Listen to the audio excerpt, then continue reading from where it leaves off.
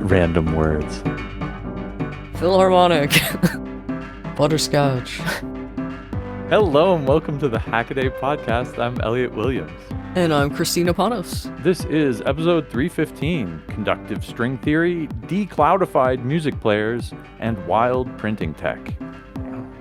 This is another no news is good news week, so we're going to head straight on off to What's That Sound? What's that sound? This is a journey into sound. What's that sound? What's that sound? This week is a brand new sound, so have a listen, Kristina, have a listen, listeners at home, see what you think it is.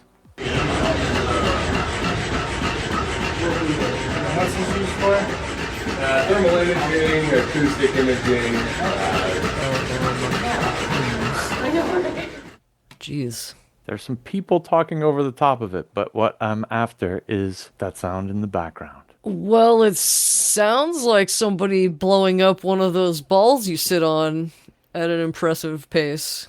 But that's probably not what it is. One of the what? One of those, big balls you can sit on. Oh, like yeah, totally, like a yoga ball, a calisthenics ball. Yeah. Right. Some kind of pump, I think.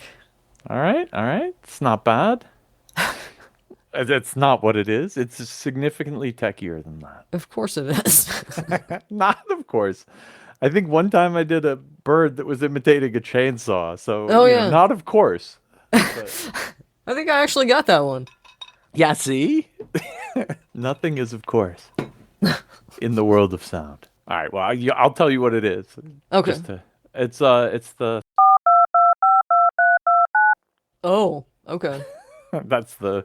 Yikes. Okay. That's a good one to have under your belt, your mental belt there. Anyway, if you listeners out there have an idea what the sound is, head on over to hackaday.com/podcast, where under the What's That Sound heading, you'll find a form entry, fill out your handle, your best guess, and your email address, so we can get back to the lucky winner next week when we reveal what the sound is. Dun, dun, dun. Dum, dum, dum, dum. Well, let's head on off to the hacks then. I'd like to start off with a twofer. This is kind of a weird twofer. It's kind of a Two-Face Janice / Dr. Jekyll and Mr. Hyde twofer. Which one was the good one? I think Dr. Jekyll was the good one, right? I think so, yes. Okay, well then this is the Dr. Jekyll hack here. This is open source framework aims to keep TidyBit afloat. And this is the story of a kind of annunciator screen that's connected to the cloud. Unfortunately, they're discontinuing it, and the cloud is not turned off yet, but, the writing's on the wall. So this is about a project called TronBit, or is it TronByte, by Tavis Gustafsson to redo the entire infrastructure for this device so that if the cloud does go off, you can serve it all entirely from home. And that includes all sorts of really nice features. The device itself is basically a display. It's a 64 by 32 RGB LED Hub 75 display. It's got an ESP32 in it. It's actually in a really nicely machined wooden case. It's a really pretty thing. And basically what it does is it connects up to a web server and then displays whatever image that web server has on it. And then the gimmick is kind of all the back end stuff and applications you can write for it that generate these images. So there's actually a huge community of people who've written neat apps that then take the information you're into, like, when your bus is going to arrive or what the weather forecast is like, and then turn those into these pixely images that can then get fed to the display.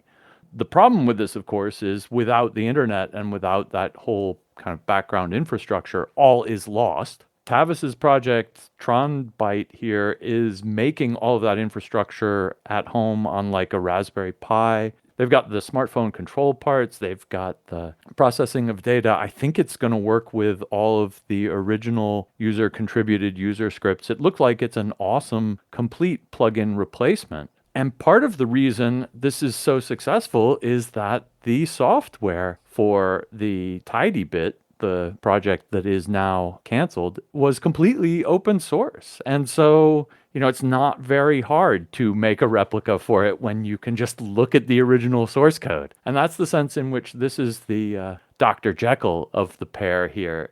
When the cloud goes down, but all of the server infrastructure and everything that makes it work nicely is open source, you can just replicate it. And that's kind of the story here. What's really cool about this is, and when Tom wrote this up, he discovered the original version of the tidybit was actually a Hackaday IO project way back when. It went on to become $1 million Kickstarter in March 2021. They repeated this again 2 years later, sold another batch of these units. I guess there are more than 100,000 of them out in the wild right now. So it's actually really nice to see that even if they do close down the services, someone else will be able to step up. This is like the best possible tale. This is like they closed my cloud, but it was open source so we can make our own. And I think that's fantastic. Okay, here comes Mr. Hyde, though. Next one is, can hackers bring Juki back to life? And Juki was an internet-connected music player that was activated by NFC cards. So the idea is you give it to your kid preloaded with a whole bunch of the songs they like, and then they can tap different cards, figurines, whatever on it, and it'll play the song for them. The thing is basically a kind of glorified Wi-Fi loudspeaker in a way. It just streams from their server for you. And you will not be surprised to hear that their server is going out of business. And so there's nothing to stream music to these little devices anymore. And that's where Nui comes in, who did kind of a security analysis of this device to see how hackers could maybe get in, fix it, write their own server for it, et cetera, because in contrast to the tinybit, this one is completely closed source and all hidden. But on the inside of this thing is basically a Linux box and some serious reverse engineering work done, and the thing is full of security flaws. So that's the good news, because you want to write your own server for this thing? Well, it did such a horrible job of any sort of security and authentication that it's going to be a piece of cake to do it. Some of the really horrible screamers include, like, the thing has a bunch of HTTP endpoints. There's one that's like /LL, which any arguments you pass to this HTTP address get executed with root privileges on the box. And it was apparently like some kind of development feature that they left live or something. I don't know. But there are other horrors, including like all of the flags, like is in production mode and will use Spotify, won't use Spotify, et cetera, are also settable over these HTTP endpoints from essentially anyone. So that's the flags problem.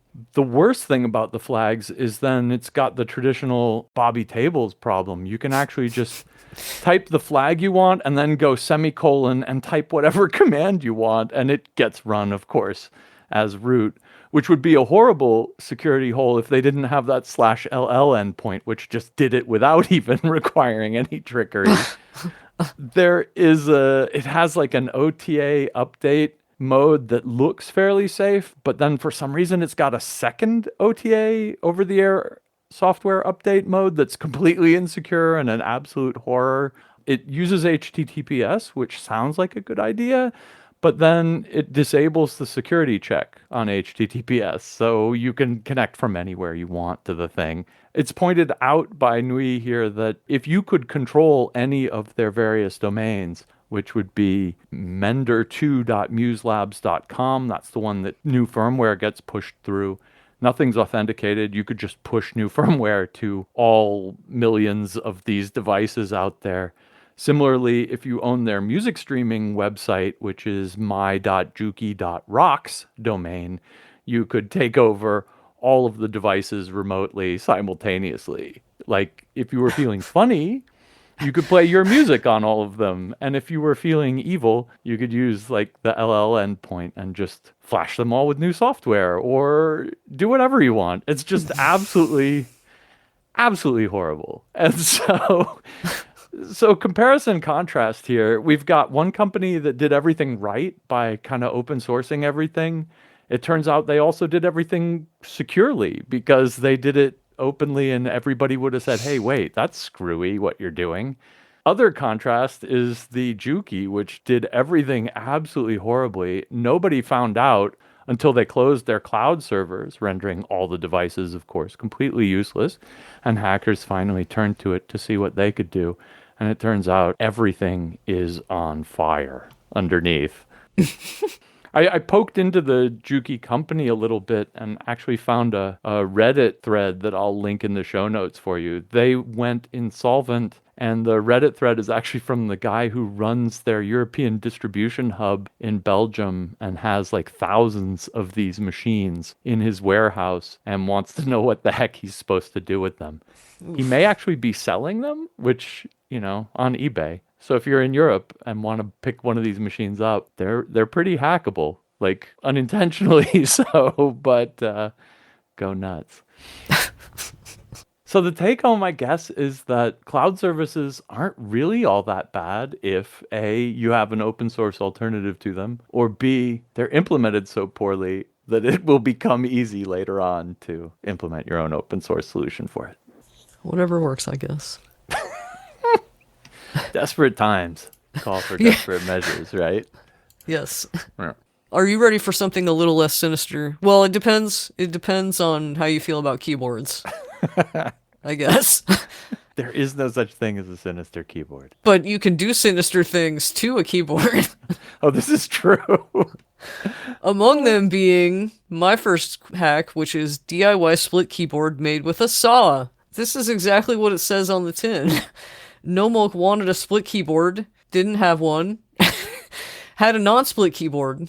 So they did what any of us would do and bought a cheap mechanical keyboard that sounds nice when typed on, and sawed it in half with a nice Japanese pull stroke number. I have one or two of those myself. And they plugged it back in to see what still worked. Just the A key, unfortunately. Just out of the whole left half, that's where it plugged in on the left, which is kind of strange. Just the A worked. So Nomolk started the process of connecting about 50 traces back together with wires. That's a surprising number. I don't know. That seems like a high number, but that's what it took. Took a sushi and sunset break in the middle, as you do. He came back and finished the job, which took 2 weeks total, which I can believe it. If you watch, I can believe it. And then Nomolk plugged it in, and it mostly worked. Some characters don't appear, and sometimes 2 characters appear with a single key press. So then after 3 more days of testing, Nomolk found the wiring issue. But then it was a matter of dealing with that rat's nest of wires in the middle. So the solution was to use a few zip ties here and there to sort of mash it together, and then wrapping it in that spiral cord wrap stuff, which it turns out, it looks great compared to how it looked before. Like, it looks great to me. The only thing that bothers me about this keyboard is the spacebar, because it's obviously now missing one of its stabilizers, and you can see in the typing test it just goes bunga bunga bunga bunga. But I'm wondering if just cutting it in half would help. I don't know, probably. The actual key, Yeah, surely that would help. I'm always surprised by the sense of, I guess I'm not surprised. I'm always amused by the sense of humor in the keyboard community. Like, let's be real. These are people who get really obsessed about one thing, keyboards, right? That most everyone takes for granted. Or just one aspect, like films versus not films. Which lube? How much lube? Yeah. And then you get this, which there are some stills from the middle of this video where it's, like you say, these 2 halves of a keyboard cut in half with a saw, and then just this tangle of all black wire that connects these however many 50 traces from one side of the PCB to the other. Unreal. It's absolutely hilarious. Yeah, it's a rat's nest. But the fact that this thing works in the end is pretty funny. Yeah. Yeah. I applaud Nomolk. I applaud you. Absolutely. I curtsy. I bow. I guess I don't curtsy unless I did something cool. The comments in this are brutal. Like, of course people go into comments about the pull saw versus push saw, etc., etc. Oh my God. It's so funny. And it came out before April 1st. It's worth mentioning. Yeah. I was sad that I didn't get to write it up, but at least I get to talk about it. Well, speaking of intense hobbies you could get into and far too far into, this one is mine. 70 DIY synths on one web page is a beautiful write-up by Atari City. Oh, that's easier than I thought. Of kind of 70 of the best DIY synthesizer projects that I've seen. And like, I am pretty deep into this scene myself. And I have to say, a lot of these choices I know and absolutely second, and a bunch of them I didn't know, and they're awesome projects, and I'm super glad to have seen them. And so, yippee, yippee, yippee. What's really nice about this is the links to the open source project files. Of course, there are support videos for each one of them, nicely curated as well. They're categorized, so if you're into a noisemaker or something made with a Raspberry Pi or a chiptunes thing or a drone thing or an FX box, or it's also got a skill level for the actual DIYing itself, intermediate, advanced, or newbie. Bombs, schematics, PCBs, everything is here. And so it's just like an absolutely superb overview of an incredibly deep universe of all the crazy noise-making devices people have made over the past God knows how many years. And I think it's really neat that there is kind of a hat tip to the old school. There's a lot of Ray Wilson's music from outer space stuff here, which is Nice. just straight up analog, crazy freak out sound boxes. And actually, some of his things were the first real filter units I ever got into were his designs.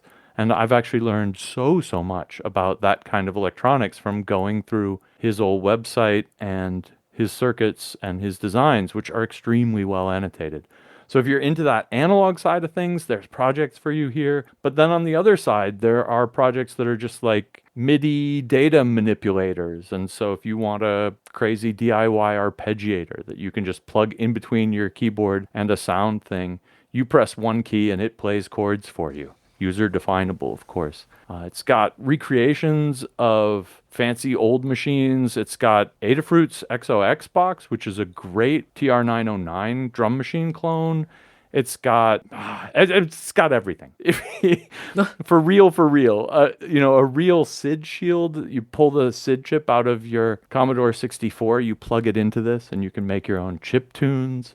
If you are at all interested in crazy noisemakers, synthesizers, things that actually you could make real music with, you will find whatever it is you want here. Now I want to build this one, and now I want to build that one, and now I want to build that one. Your time. Has come. And you just lost an hour. Yeah, right? Stupid daylight savings time. Okay.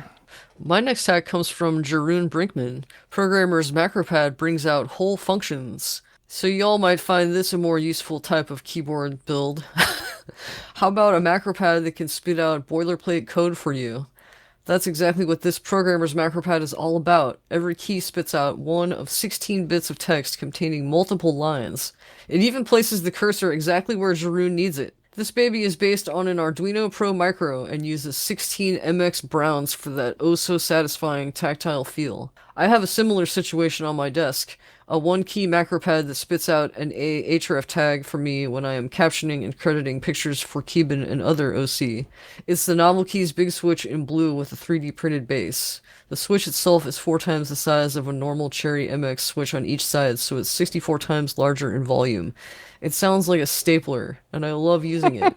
Who wouldn't love something that's fun to use and saves time? That's exactly what a Programmer's Macropad is for. And as Tom mentions, the firmware is as simple as possible, so everything's hard-coded for now. But some kind of tool would be nice to change the functionality without having to manually edit the source code. But it is, after all, a Programmer's Macropad, so Macropadception. I was trying to think, I think it was the ZX Spectrum, and so I had to go look it up online, and indeed it was. Had a like function key overlay. Each one was also a basic command. And so it's easy Nice. enough with basic, which only has like whatever, there are 26 letters. Basic probably has 26 commands in it. So you can have a key for each one and you'd never have to type poke. You just press like shift, green shift P and it green shift O actually. And it types poke for you or int or code or rand or return. Oh no, it's got layers. Oh, dude, actually, I'm looking at this picture of the ZX Spectrum right now, and it's got multiple different color layers, which are different commands. So we've established that BASIC has more than 26 commands, maybe even 3 times 26, because there's flash, go to, go sub. Like, how awesome is that? Anyway, that is the intellectual predecessor to this. But I love that it types a for loop for you with all the parentheses and everything there. That's just so rad. Yeah. I can see like the web developers version of this where you type it and it just spits out like the whole Bootstrap 4.0 code and just all of that, all of the CSS. And then you press another key and it spits out all of the JavaScript backend boilerplate stuff. It could take it even further. Dang. Well, next up from me, another talk from SuperCon 2024, Rethinking Body Art with LEDs. This is a super talk about a long-running project by Catherine Cannell now to make kind of light up body art things. You've never seen these before. They're sprite lights. And the idea is it kind of combines LEDs and temporary tattoos or something. And she started off with playing around with various materials and figuring out what'll work. And the problem is hard because she wanted something that you could tape on yourself that would look good and be glowy, right? And so it's got electronics, but it also has to interface well with people. It has to be flexible. Like one of her first prototypes, she was using some kind of a latex tape, and that was great, but then people have latex allergies, and so that had to go out. One of the problems she had early on was really tried to solve in a bunch of interesting ways, was the idea of making the circuitry on the thing also flexible. And so she experimented with like Galanistan and stuff like this, meltable metals so that it would be kind of flexible due to your body heat on your arm. And that ended up not working out, and because it melted, actually, the connections would come undone, unfortunately. But she played around with all sorts of different technologies, and the talk has them all. You should actually stick around to the end. She has a demo of one of her stretchy ones, and it's just amazing how much stretch she can get there with the stretchy metal on the top of it. That was really, really cool one. In the end, of course, there's like other things like where do you put the battery in something that's meant to be flat on your skin? She gave a lightning talk on this in 2023. This talk is from November 2024. Between those two dates, she found this really super thin battery. That just takes the project like leaps forward. She has a lithium battery that is, with that, the whole stack up on the whole thing, including the adhesive and the battery and the LEDs and the art layer over the top, is 1.5 millimeters thick, which is really cool, and it's flexible and it sticks. She's switched up to medical grade adhesives. And so it's a really neat project to follow because it starts off with a bunch of, real just making it up as you go along type hacker approaches to all of these things. And she's going through that and then refining it. And then she finds this one thing that works in her project. And she's like, oh, that's exactly what I need. And then she incorporates that. And then she refines it. And then she finds this. If you looked at Sprite Lights now, it looks like it's this like, it could be mistaken for a like top-down, highly engineered project. But the way she tells the story in the talk, and what I believe is representative of reality, is she was just stumbling through this and prototyping this. And you don't know what you need until you kind of have a working model that's almost right, but not quite right. And so you don't really know in which directions you need to look and stuff like that. And I think she tells that story here in this talk super, super well. And that is incredibly inspiring in the end. Really, really cool. I want one. Well, speaking of body art, in a way, My last regular hack comes from O.M. Bates. Make DIY conductive biodegradable string right in your kitchen. So how's this for a hack? O.M. Bates is out there making conductive biostring from scratch in order to facilitate such projects as a decorative top with a light-up pendant in the middle. This string is a bioplastic made from alginate, and it can be woven or knitted together into all sorts of things, including tops. Alginate comes from seaweed, and it gels when it comes into contact with calcium ions. O.M. Bates uses this magic to make a goopy substance that is then extruded into a calcium chloride bath, where it then solidifies.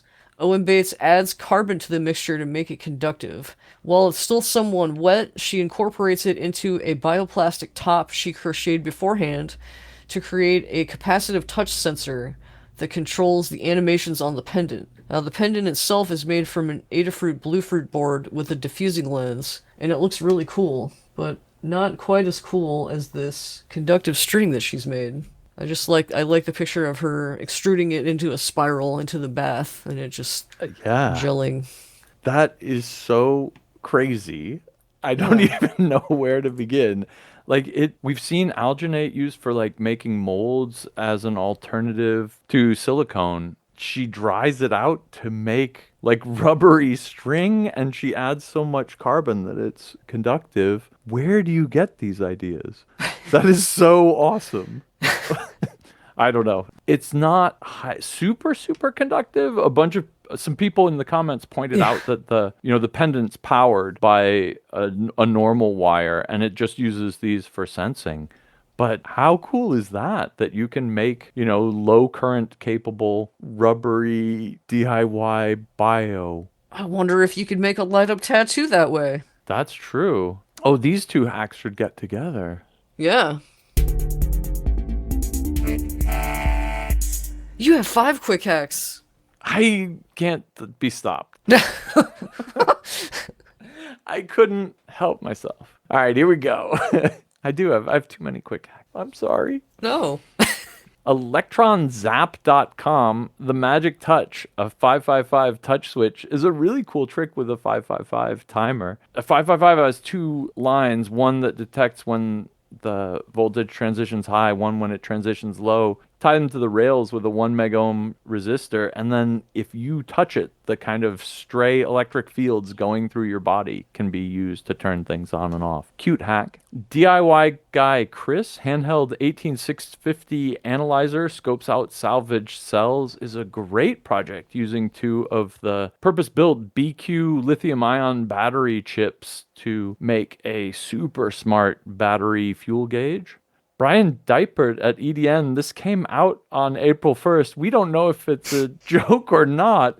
The lowly wall wart laid bare. Lots and lots of photos of what's inside a wall wart, which is basically nothing. It's a transformer. 4 diodes making a rectifier and a smoothing capacitor, but you've never seen one so well documented. British National Archives talking about how they're going to deal with a forgotten photographic process.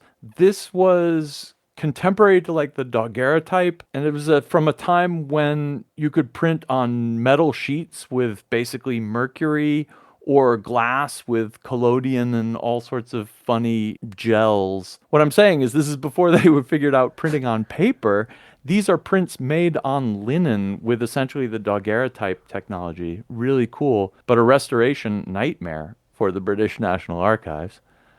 And last for me, Desafio inventor, pictures from a high-altitude balloon, takes an ESP32 cam unit, toggles the pin fast enough that it can make tones, uses these tones to send slow-scan TV signals back down to Earth. Turns out this is a project we featured on Hackaday long ago from DZL, the evil genius, who shows up in the comments to say, hey, that's my project.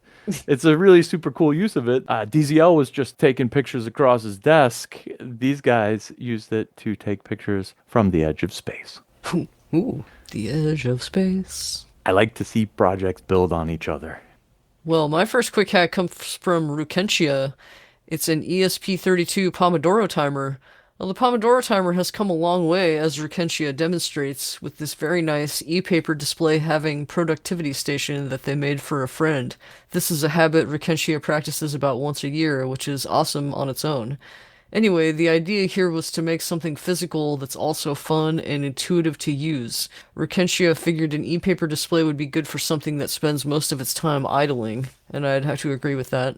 It's driven by an ESP32 and uses a WS2812 LED to display different states.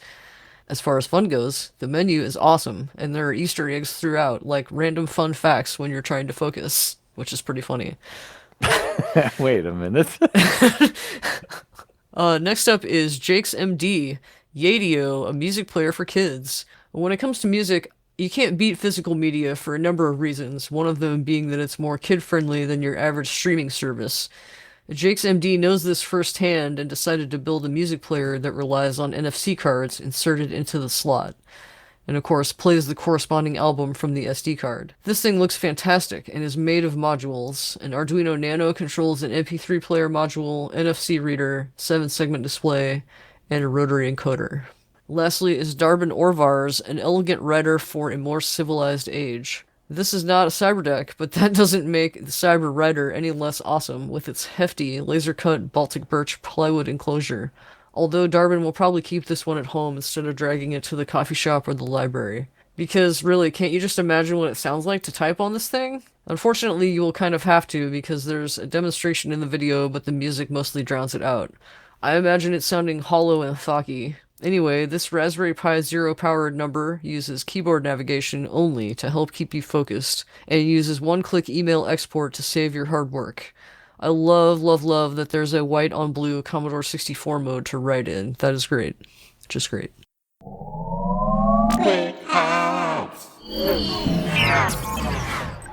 All right, then it's time for our can't miss articles. These are long-form pieces written by our fantastic Hackaday writing staff. This week I wanted to pick Al Williams's Zinc is Zero Ink, sort of.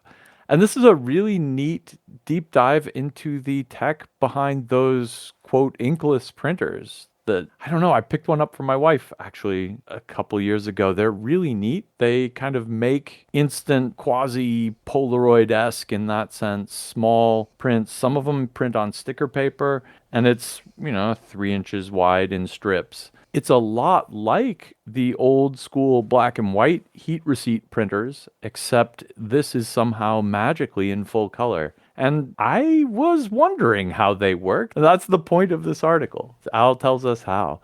And it's really neat because it was an old technology that they thought up at Polaroid in kind of the end of the Polaroid's film era, and then never could really get it quite working right. And then it got refined in the early 2000s, and then this company Zinc formed around it and licenses it out to a whole bunch of printer companies. But then this is what you're here for. How does it work? And the answer is they have 3 different color layers in the paper: yellow, magenta, and cyan. And they all respond slightly differently to heat. I guess the yellow layer needs high heat to change color, to activate the yellow dye. And so you give it a short but really high heat pulse, and that activates just the yellow. The magenta layer in the middle changes at a medium heat, but it requires a slightly longer pulse. And then the bottom blue layer is lowest temperature of all, but even slower. The trick to the research that developed this paper is finding 3 different dyes that are kind of all of the complementary colors that respond differently to heat at different speeds. And then, of course, building this machine that can heat individual spots on this paper to exactly the right temperature for exactly the right duration. And given that all of that's happening with pretty decent resolution, honestly, these things come out really fast out of the printer. It's absolutely mind-boggling that they made this work, actually. And it's even cooler than that because the papers are really hard to produce uniformly. And so they do a calibration check early on. And so this is one of those things that just couldn't have worked back in the old Polaroid days because you couldn't build consumer devices with this kind of processing power. but now you can. And so when you plug the pack of paper into your machine, it reads the code on it that says, okay, this particular blue needs this long to get to this intensity. And so it's got the like temperature intensity curves coded on it, and it can adapt on the fly. So even though they can't manufacture the paper to be super, super consistent, which would of course be a real problem if they couldn't control for that, they can figure this out in manufacturing, and then the printer can adjust for each batch of paper's characteristics on the fly. That's really cool. If you said we've got one degree of control, just heat, right? And we're trying to get 3 different colors out of it, I would be like, that's not possible. But then there's 2 different axes, right? So there's heat, intensity, and time. I don't know. It's crazy. It's a slight miracle that these things work. They don't make really big prints. They're still limited to kind of small scale. Printing cute little stickers or the kind of old temporary image Polaroid usage, they're actually awesome. I like how he talks about fried ice cream. Oh, that's right. Yeah, that's Al's best analogy ever here. Where is that? I have to read it straight up. It's in the first big section. A researcher involved in the project likened the process to fried ice cream. You fry the coating at a high temperature for a short time to avoid melting the ice cream, or you can wait and the ice cream will melt without affecting the coating.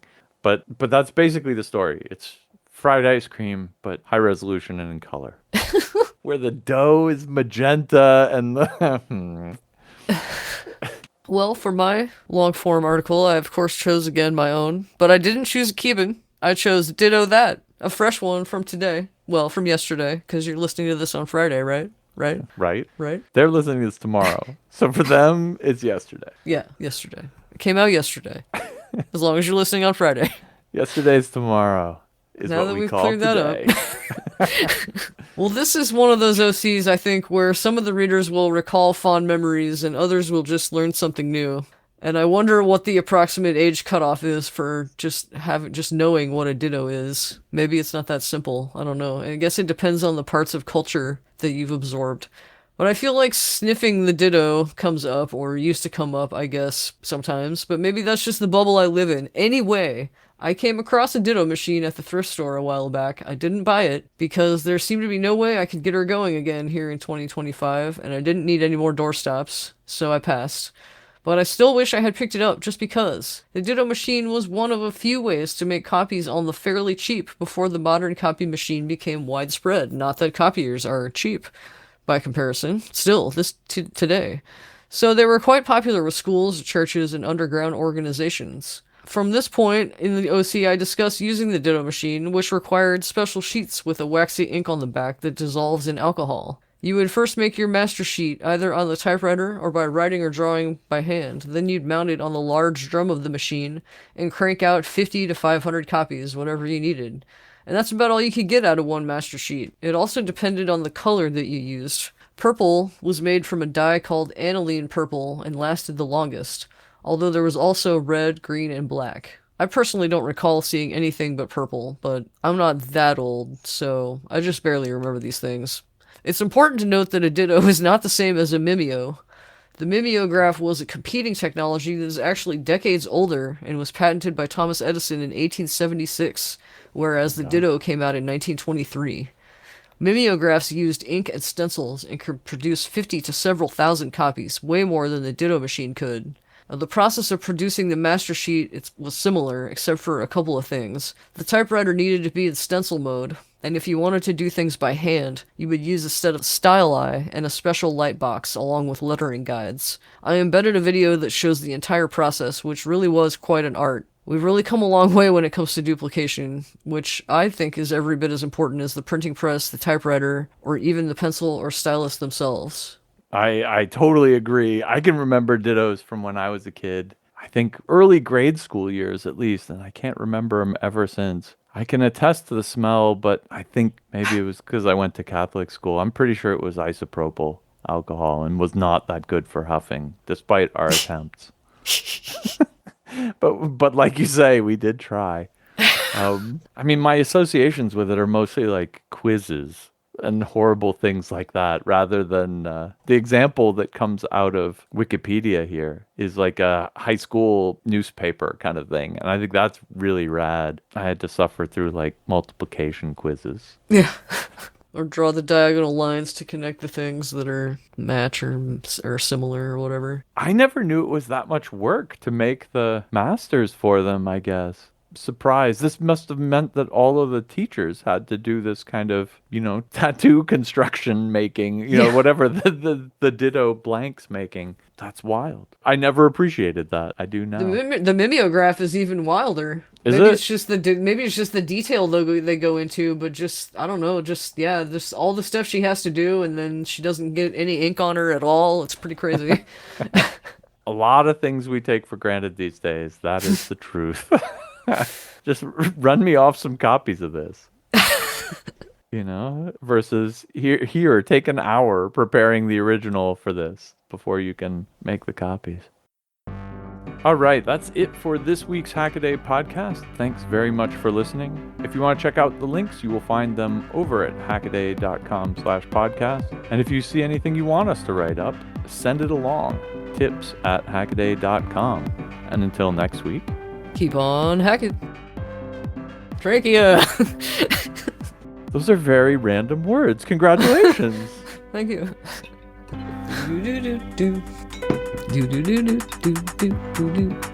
And then we must podcast. Let us podcast. You gotta stop me or else I'll keep talking. If excuse me. Alginate comes from seaweed gels. Oh, sorry. Transistor. As for fun goes, wait, no. As far as fun goes. That's totally good. That's quality outtakes reel.